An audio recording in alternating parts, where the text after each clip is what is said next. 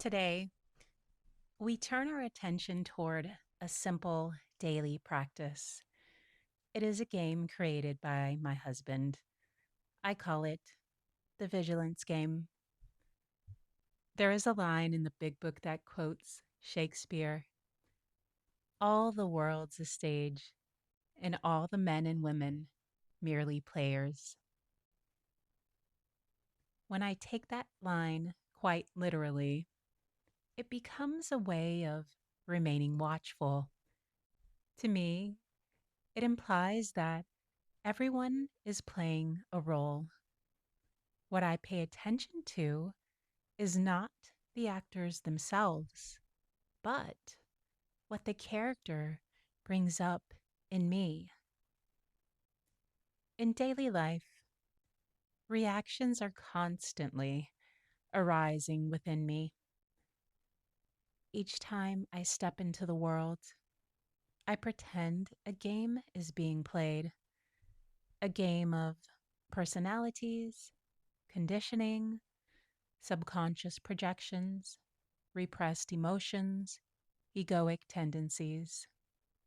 Within that game, whatever happens in an interaction, whatever reaction arises in me, whether internally or externally, is something I am meant to see.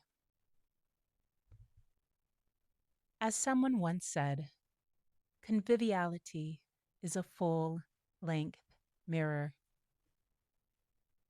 The Big Book points to the same truth in the fourth edition on page 417.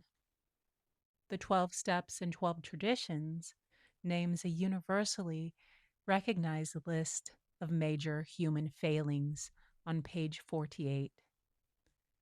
For me, this is pointing to the fact that when I witness pride, anger, lust, envy, greed, gluttony, sloth, I do not turn outward.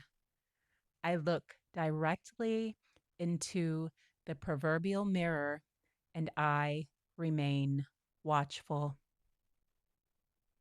And I stay with what I see instead of rationalizing or justifying my reactions, or worse, defending my behavior. And in doing so, self justification no longer becomes the chief block to my true progress.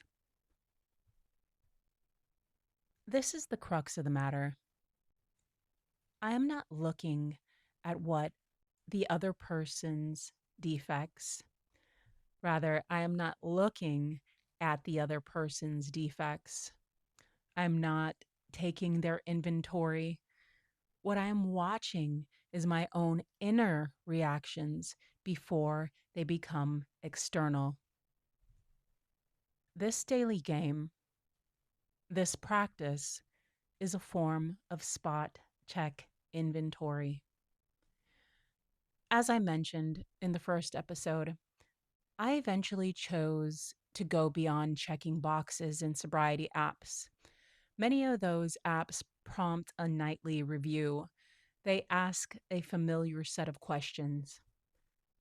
Those questions are not wrong, but for me, they became limiting because they encourage reflection after the fact. They look backward, they invite retrospection. That has its place. What I'm practicing here is different. It is attention in the moment, willing to observe myself. This kind of willingness allows me to notice what arises without projecting my reactions outward. It also prepares me to enter meditation later to examine what arose within me and comprehend it. Meditation will be explored in a future episode. Until then, vigilance is how I work with what I see in real time. That is where the discipline comes in. The structure of the game is simple. Each time a character defect rises up and expresses itself both internally or externally, I lose a point.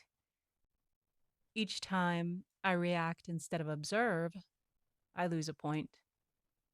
Each time I have a desire for something to be different than what it is, I lose a point.